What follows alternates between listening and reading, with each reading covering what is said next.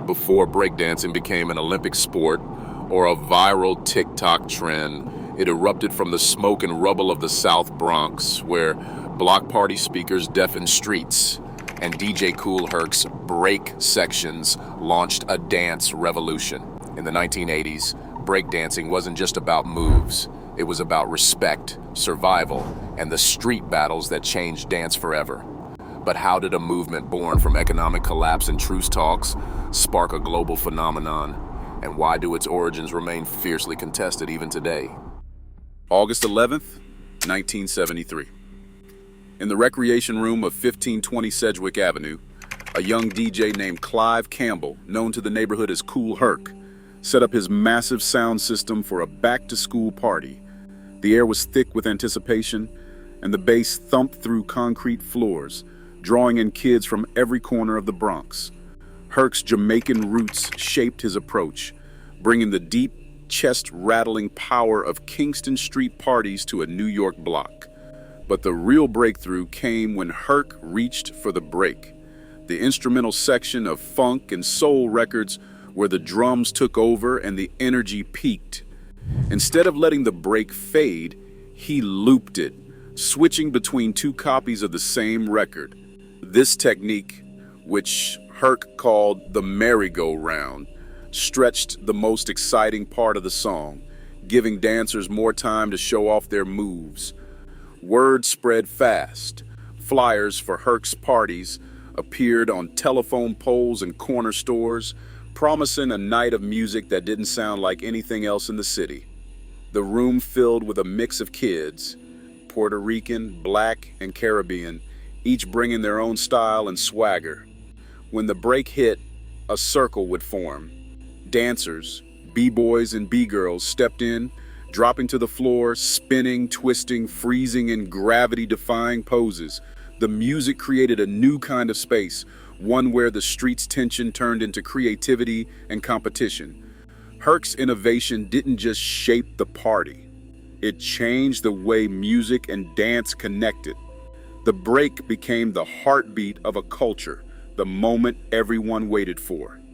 In a neighborhood marked by abandoned buildings and burned-out lots, these parties offered something different, a place to claim respect, to invent, to belong. The sound system thundered late into the night, and the rhythm of the breaks stitched together a community.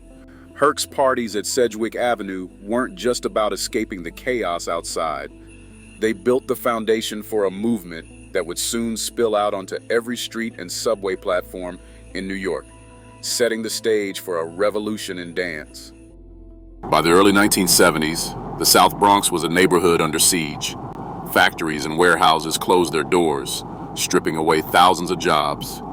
Unemployment soared, especially among young people. Families moved out, landlords walked away from crumbling buildings, and entire blocks turned to ruins.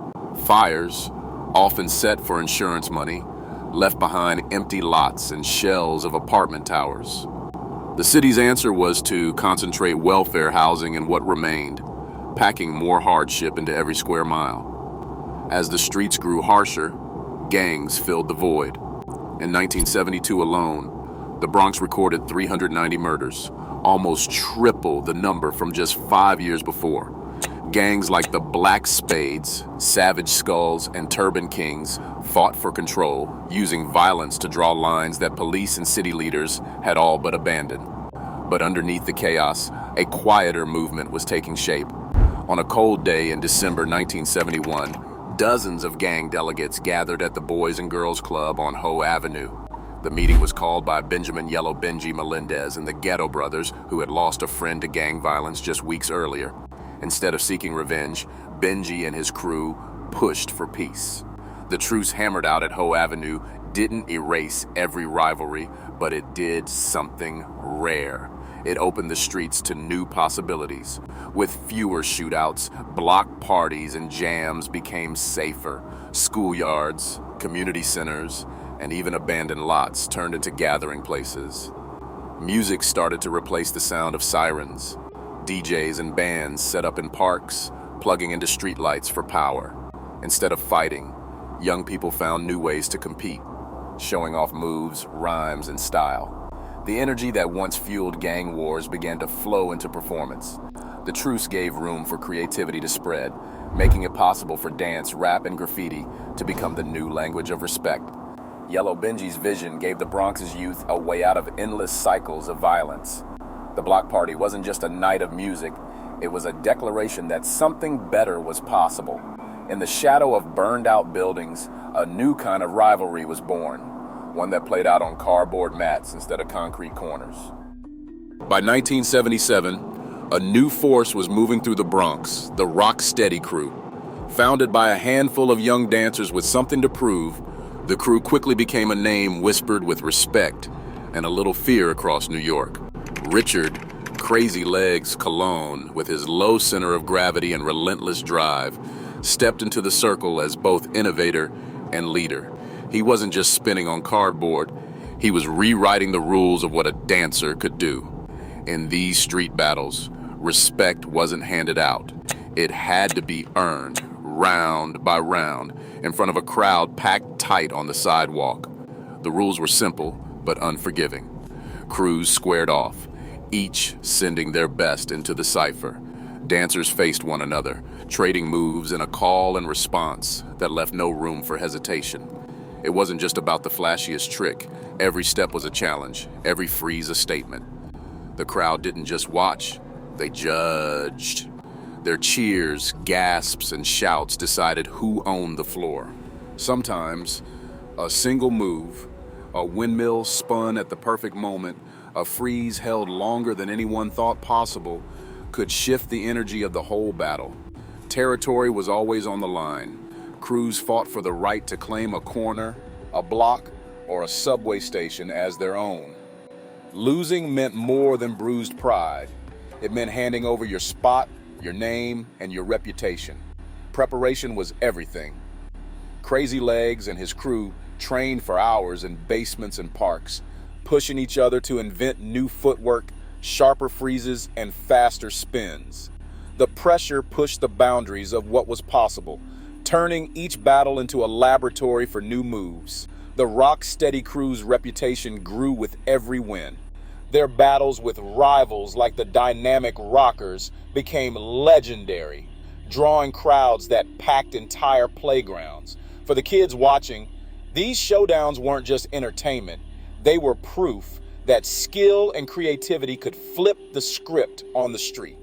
As the battles grew fiercer, the need to stand out drove dancers to take risks, setting the stage for a new era of innovation in the world of breaking.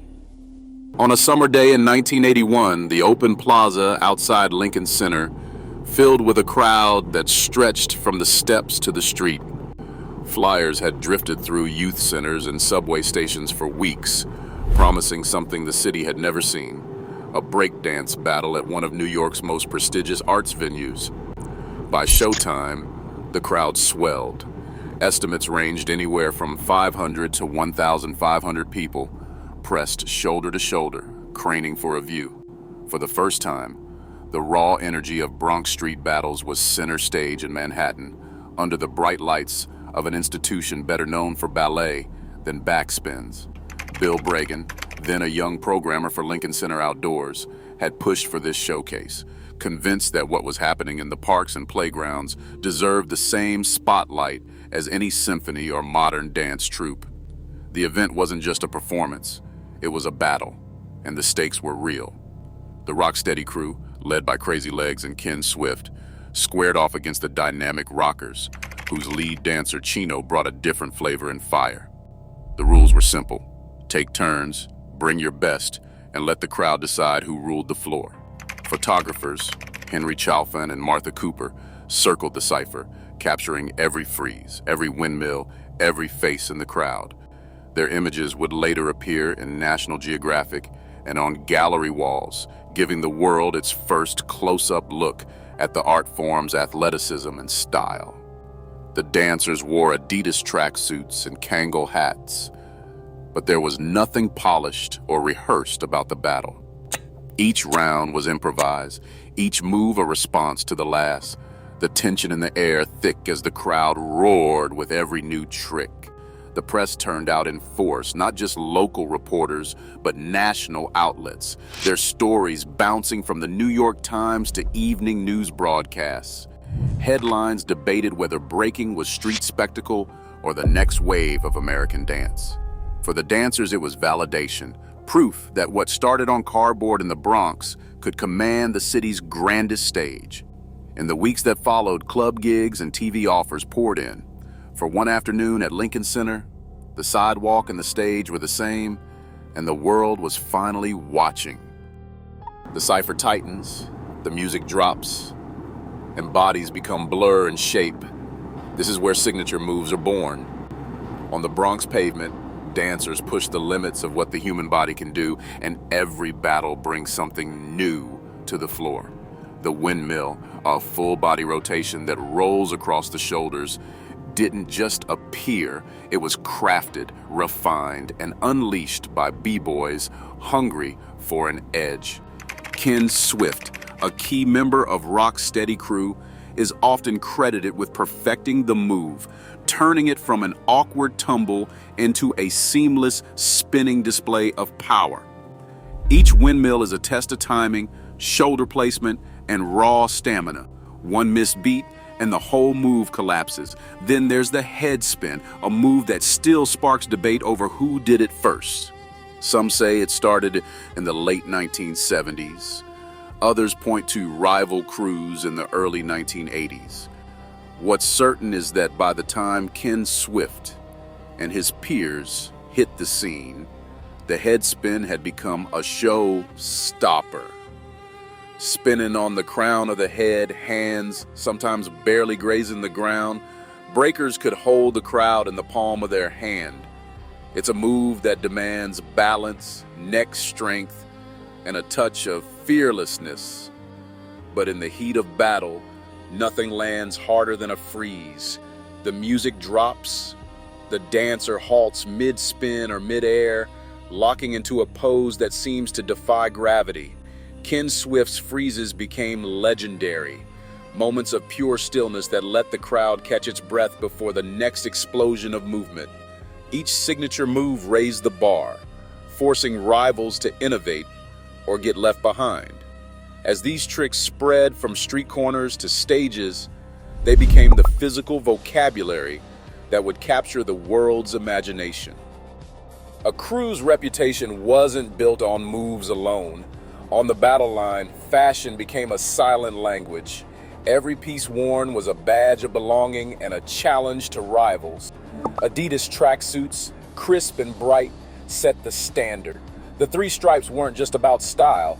They were a signal of authenticity, a mark that you knew the codes of the street. Kangol hats, tilted just so, added a touch of British cool, while oversized gold medallions caught the light, flashing crew pride with every spin and freeze. Fat-laced sneakers, especially the Adidas Superstars, became a canvas for self-expression. Laces were stretched wide and tied flat, a look born from necessity. Wider laces gripped the shoes tighter for power moves, but quickly turned into a fashion statement copied from the Bronx to Brooklyn and beyond. Every crew had its own twist on the uniform. Some rocked matching jackets or custom patches, transforming the group into a moving mural. The effect was unmistakable. When a crew stepped into the cipher, you could spot them from a block away. Photographers like Martha Cooper and Henry Chalfant captured these moments, freezing not just the motion, but the attitude. For the dancers, looking sharp was inseparable from dancing sharp. Style on the floor meant style in the fit. As breaking pushed into clubs and onto TV, brands started to notice. What began as a street-level code soon became the blueprint for a wave of commercial fashion. But in the early days, it was all about earning respect. One move, one outfit, one battle at a time. In 1984, breakdancing leapt from city streets to the big screen. Moviegoers packed theaters for Breakin and Beat Street, two films that brought the raw energy of Bronx battles to audiences around the world. These weren't just Hollywood inventions. Real b-boys and b-girls appeared on screen, but the spotlight didn't always land on the originators. Michael "Boogaloo Shrimp" Chambers, A standout from Los Angeles dazzled in Breakin', while Beat Street featured choreography from Rocksteady Crew and other East Coast legends.